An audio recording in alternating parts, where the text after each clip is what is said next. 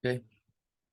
Assalamualaikum warahmatullahi wabarakatuh. Sebelumnya perkenalkan nama saya Makeza Tarabumi. Saya dari kelas 11-2, absen number 19.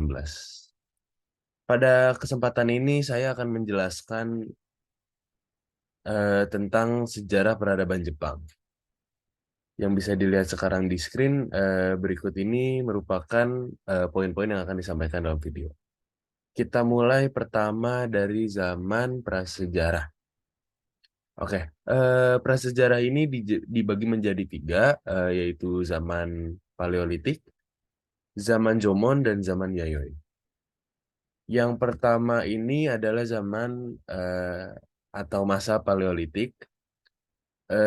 Zaman Paleolitik ini berlangsung antara tahun 100.000 hingga 30.000 sebelum Masehi. Di masa ini, masyarakat Jepang masih sangat sederhana dan menjalankan berbagai aktivitas dengan menggunakan batu. Lalu next kita masuk ke zaman prasejarah yang kedua yaitu zaman Jomon. Zaman Jomon ini adalah zaman yang berlangsung sekitar 14.000 hingga 300 sebelum Masehi. Pada masa ini hidup berburu pada zaman ini hidup berburu dan mengumpulkan makanan dan mereka pun tinggal semi yang artinya menetap tapi hanya sementara. Mereka tinggal di rumah-rumah yang dibangun di atas tanah, yang digali dan di atasnya didirikan rumah beratap dari kayu. Pada masa ini orang Jomon sudah mulai buat bejana dari tanah liat dan sudah mulai mengenal bentuk bentuk awal dari pertanian, tapi belum tahu cara menenun kain. Oke, next kita masuk ke zaman prasejarah yang terakhir yaitu zaman Yayoi. Zaman Yayoi ini berlangsung sekitar 400 hingga 250 sebelum Masehi. Pada masa awal zaman Yayoi ini sudah mulai dapat menenun dan bertanam padi serta mengenal pembuatan perkakas dari besi ataupun dari perunggu. Eh, Mereka sudah mulai menetap secara permanen. Mereka tinggal di pemukiman-pemukiman di mana nanti di kemudian hari berkembang menjadi sebuah kerajaan. Oke, yang tadi adalah zaman-zaman prasejarah. Sekarang kita masuk ke zaman setelah prasejarah, yaitu zaman klasik kuno, klasik kuno Jepang. Zaman klasik kuno ini dibagi menjadi empat, yaitu Kofun yang pertama, lalu Asuka, Nara, dan Heian. Yang pertama zaman Kofun. Zaman Kofun ini dimulai sekitar tahun 250 Masehi. Kofun adalah makam para raja atau para bangsawan yang menggunduk seperti sebuah bukit atau berupa gundukan tanah. Pada masa Kofun berdiri beberapa kerajaan militer. Salah satu kerajaan terkuat saat itu yaitu kerajaan Yamato. Pada masa kerajaan Yamato ini eh, pada masa kerajaan Yamato ini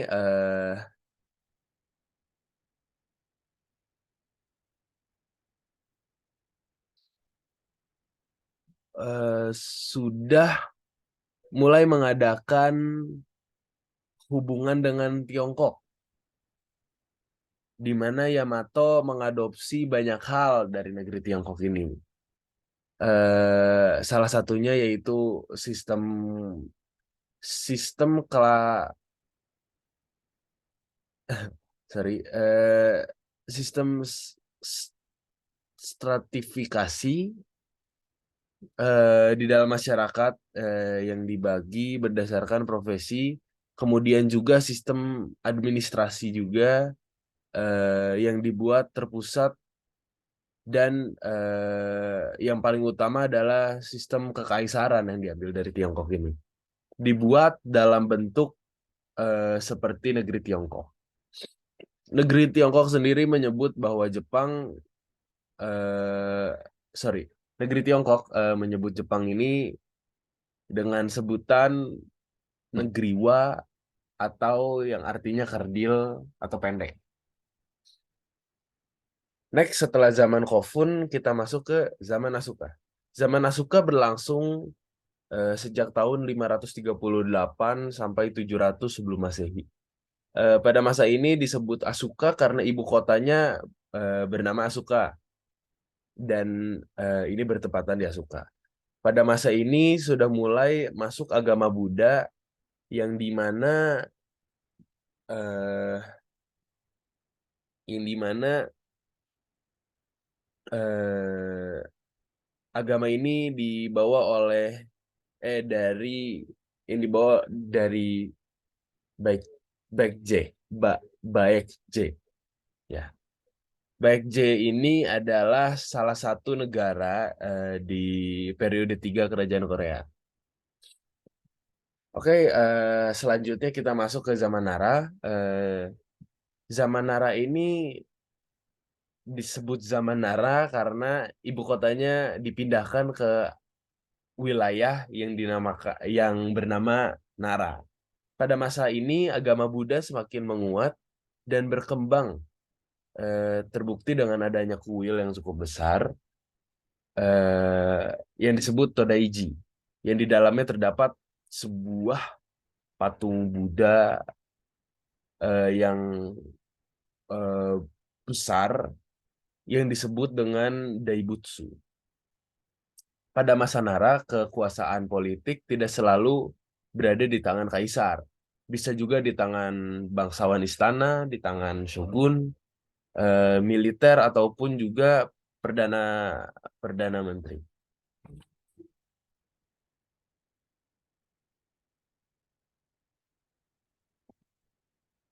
Next, kita masuk ke zaman Heian. Zaman Heian ini berlangsung sekitar tahun 794 hingga 1185 Masehi. Pada masa ini disebut zaman Heian karena ibu kotanya juga balik lagi bertepatan di sebuah wilayah yang bernama Heian. Pada masa ini berkembang sekali puisi, sastra, berkembang pula aksara kana yang merupakan aksara asli dari Jepang. Dan juga pada masa ini munculnya banyak berbagai klan-klan samurai. Samurai ini apa? Samurai ini merupakan eh, militernya Jepang. Selanjutnya kita masuk ke zaman feodal. Zaman feodal ini terbagi menjadi dua. Ada zaman, ada masa abad pertengahan, dan ada juga masa modern.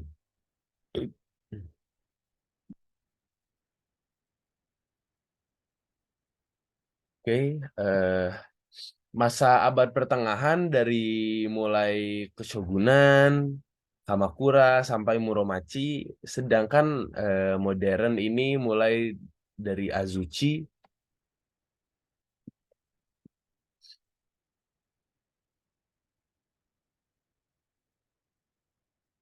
Sedangkan zaman modern ini dari Azuchi sampai zaman Edo. Zaman feodal berlangsung sekitar abad ke-12, ditandai dengan adanya kaisar yang berperan sebagai simbol, sedangkan yang melaksanakan kekuasaan adalah shogun. Terdapat terdapat juga pemerintahan daerah yang disebut dengan daimyo, yang berada di bawah kendali si shogun ini. Zaman Kamakura berlangsung sekitar eh sorry, ini zaman feodal tadi, ini zaman Kamakura. Oke. Zaman Kamakura ini dia berlangsung sekitar tahun 1185 hingga 1333. Zaman ini juga kemudian akhirnya berakhir setelah runtuhnya Keshogunan Kamakura. Berakhir setelah runtuhnya Keshogunan Kamakura di bawah pemerintahan Kekaisaran Go-Daigo. Akan tetapi hal itu hanya berlangsung secara singkat karena pemerintahan Go-Daigo diruntuhkan oleh Ashika Taguchi. Ashika Taguchi. Setelah itu kita masuk ke zaman yang dinamakan ini zaman Muromachi. Zaman Muromachi atau Keshogunan Ashi, Ashikaga, Ashigaka merupakan zaman sejarah yang pernah berlangsung di Jepang pada tahun 1336 hingga 1573.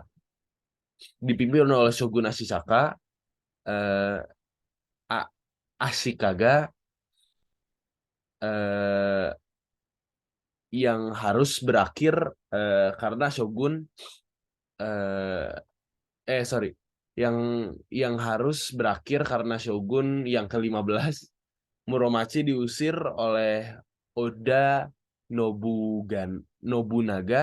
Pengusiran ini menandai berakhirnya zaman Muromachi dan masuklah Jepang ke periode zaman Azuchi Momoyama. Oke, pada zaman Azuchi Momoyama ini, Momoyama, zaman Azuchi Momoyama ini berlangsung dari tahun 1568 hingga 1600. Disebut zaman Azuchi Momoyama ini diambil dari istilah nama istana atau eh, kastil yang menjadi eh, markas besar kedua pemimpin besar pada saat itu yaitu Nobunaga di istana Azuchi dan Hideyoshi di istana Momoyama. Pada saat Jepang dipimpin oleh Oda Nobunaga, dia berhasil menyatukan Jepang secara militer dan akhirnya negara pun menjadi stabil. Sedangkan pada masa Hideyoshi, berusaha untuk memperluas wilayah kekuasaan dengan cara invasi ke Korea, tapi akhirnya tidak berhasil akibat pasukan gabungan Korea dan Tiongkok serta kemudian akhirnya Hideyoshi ini wafat. Setelah Hideyoshi muncul, akhirnya Ieyasu atau Shogun eh,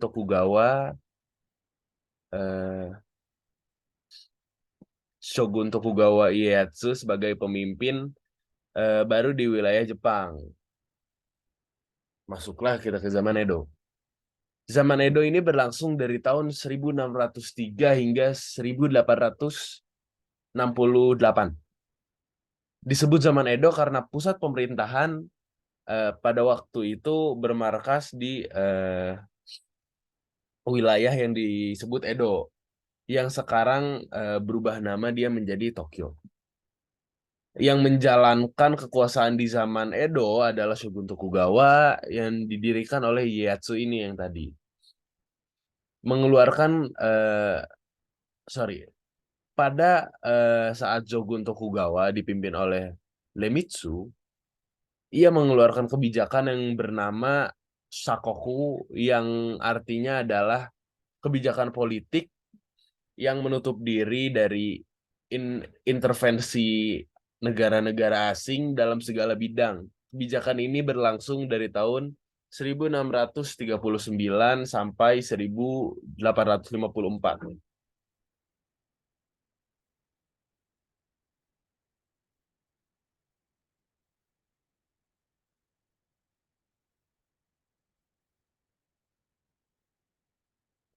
Oke, alasan munculnya kebijakan Sakoku ini. Alasan munculnya kebijakan Sakoku yang pertama karena Portugis Spanyol menyebarkan ajaran eh,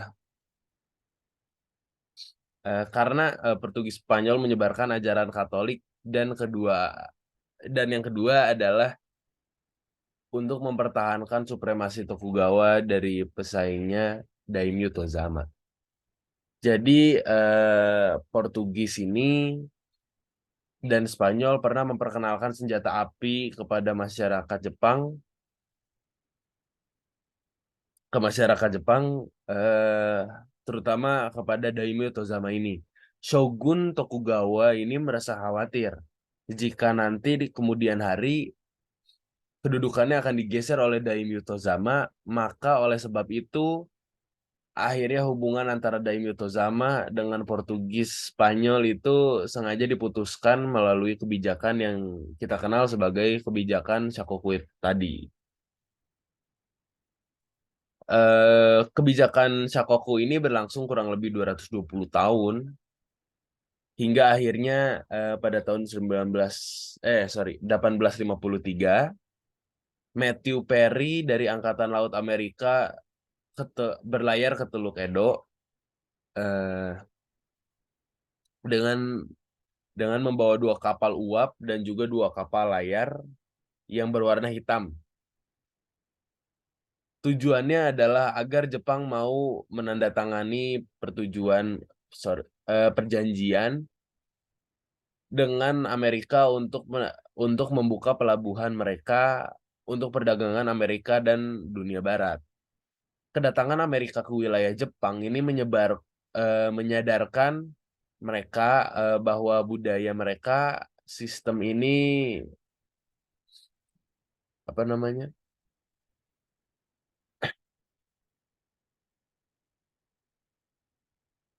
Kedatangan Amerika ke wilayah Jepang ini menyadarkan mereka bahwa budaya mereka, sistem politik mereka, dan teknologi teknologi mereka sudah sangat ketinggalan zaman.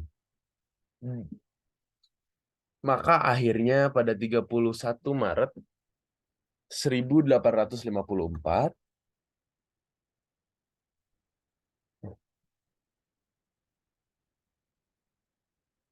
Jepang pun menyetujui traktat perdagangan dengan Amerika dalam sebuah konvensi atau persetujuan yang disebut dengan Konvensi Kanagawa.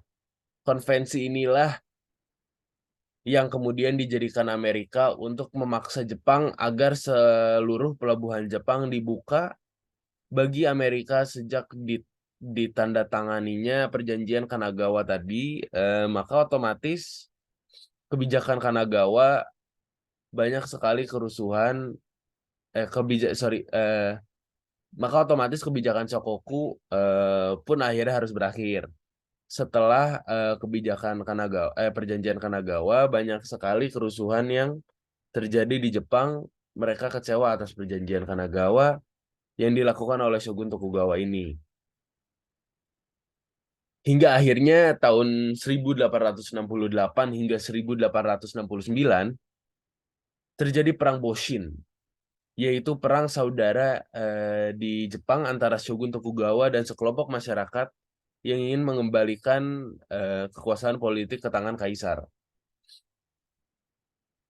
Perang Boshin ini pun akhirnya berakhir di mana Shogun Tokugawa ini juga berakhir karena kemenangan dalam peperangan tersebut berada di pihak yang kekaisaran, masyarakat yang memilih kekaisaran, maka sejak saat itu pemerintahan pun dipegang seluruhnya oleh kaisar kembali.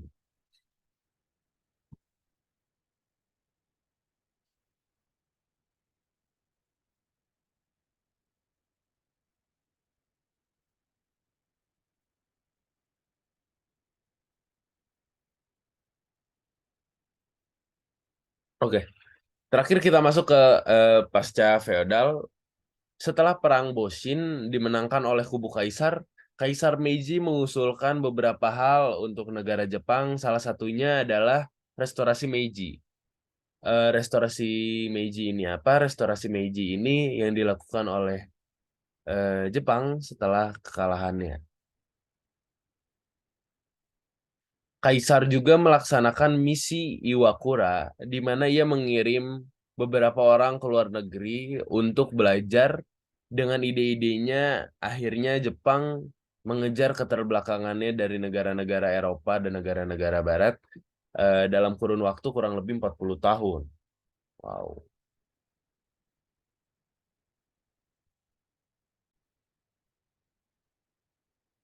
Oke, ketika Jepang sudah menjadi negara maju, timbul keinginan untuk menguasai beberapa wilayah.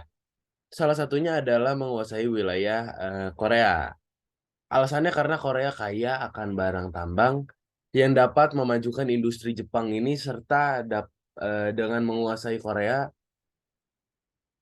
mak- maka akan lebih mudah bagi Jepang untuk menguasai wilayah Manchuria dan juga beberapa wilayah yang ada di Asia.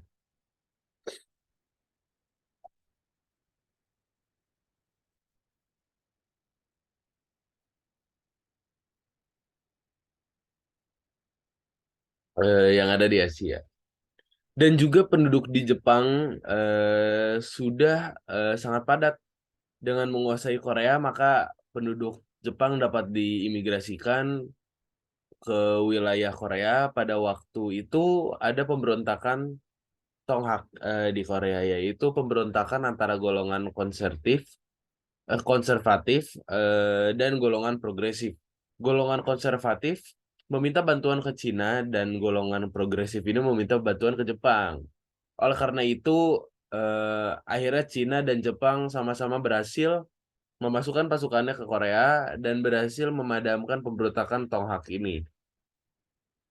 Akan tetapi, kedua negara tersebut tidak mau menarik kembali pasukannya. Sedangkan rakyat Korea yang menginginkan pembaharuan pada negaranya meminta bantuan ke Jepang. Mereka khawatir jika pembaharuan itu tidak akan terwujud jika Cina masih ada di Korea. Maka sejak itulah terjadi perang antara Jepang dan Cina. Yang disebut ini Perang Sino-Jepang Satu. Perang tersebut diakhiri dengan perjanjian Shimonoseki. Dengan perjanjian Shimonoseki, di mana Cina menyerahkan beberapa wilayahnya kepada Jepang, serta membayar rampasan perang ke Jepang sebanyak 200 juta keping kail emas.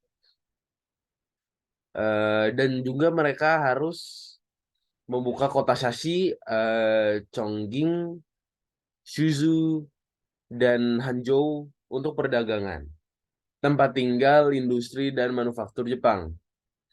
Pada tanggal 17 April 1895, perjanjian ini akhirnya dilakukan akan tetapi tidak lama kemudian pada tanggal 23 April 1895 terjadi intervensi tiga negara terhadap Jepang, yaitu Rusia, Jerman, dan Prancis.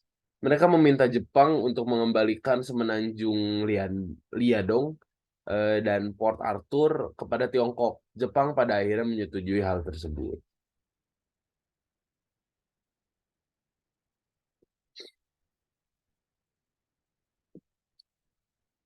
Oke, setelah intervensi tiga negara, Rusia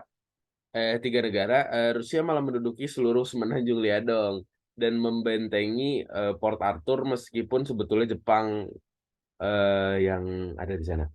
Tiongkok maupun Amerika memprotes keras hal tersebut. Jepang merasa dipermalukan oleh Rusia hingga akhirnya mereka melakukan pembalasan kepada Rusia pada Perang Rusia-Jepang pada tahun 1904 hingga 1905 setelah Jepang mendapatkan aliansi Inggris-Jepang pada tahun 1905. 1902.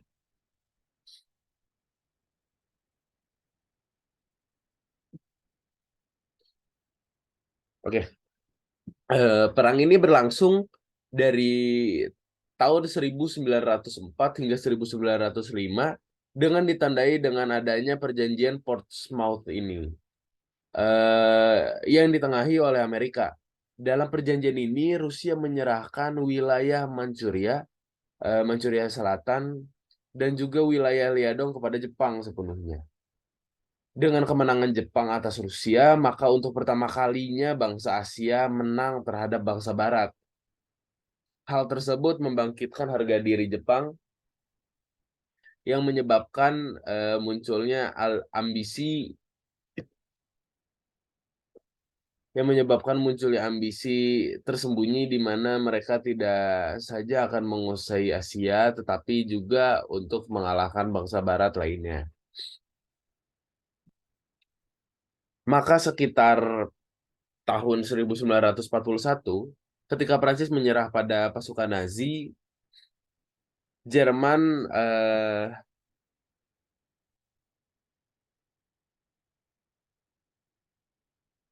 Jerman ini dimanfaatkan oleh Jepang dengan cara mereka memanfaatkan wilayah jajahan Prancis, yaitu wilayah Indochina,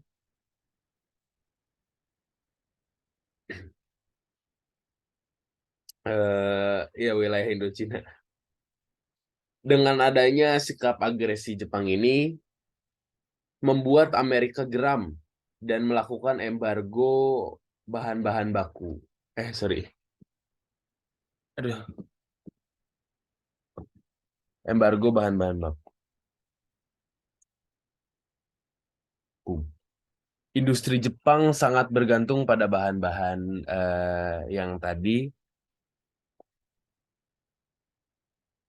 sehingga industri Jepang sangat amat terancam. Jepang tetap masih memiliki ambisinya eh,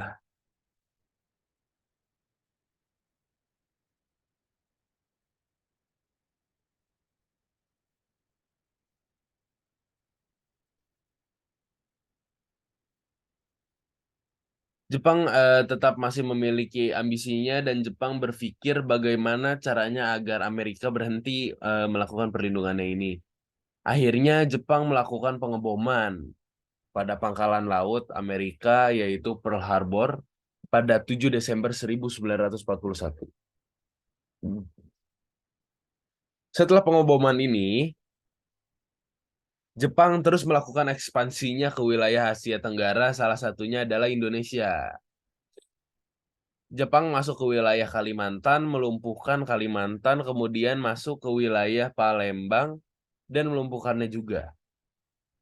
Ketika Jepang memiliki rencana untuk menguasai Jawa, Sekutu membuat sebuah organisasi yang disebut dengan Abdacom, yang terdiri atas negara Amerika, Inggris, Belanda, dan Australia.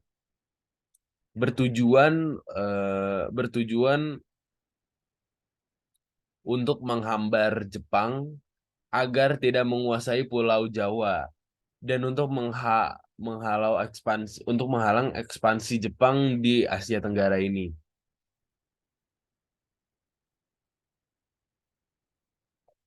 Akan tetapi Abdacom ini tidak bertahan lama karena ka- keadaan satu sama lain yang saling berjauhan, sehingga menyulitkan mereka untuk melakukan koordinasi. Sehingga beberapa wilayah yang berada di dalam kekuasaan Abdacom ini berhasil dilumpuhkan oleh Jepang. Setelah Jepang menguasai wilayah Kalimantan, Makassar, Palembang, dan juga Bali, Jepang akhirnya berhasil menguasai Pulau Jawa. Maka akhirnya pada 8 Maret 1942, tepatnya di wilayah Kalijati, Subang, Jawa Barat, Belanda akhirnya menyerah tanpa syarat kepada Jepang.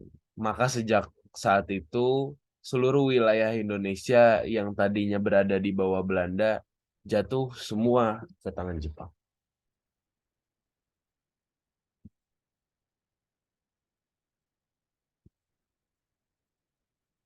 Oke, cukup untuk video kali ini menjelaskan soal perjalanan Jepang, sejarah Jepang, ya sampai akhirnya sampai ke Indonesia. Sekian dari video saya. Mohon maaf bila ada salah kata. Mohon maaf karena masih banyak kurangnya. Saya pakai Zatara Bumi. Eh, Terima kasih banyak sudah menyaksikan video saya. Assalamualaikum warahmatullahi wabarakatuh.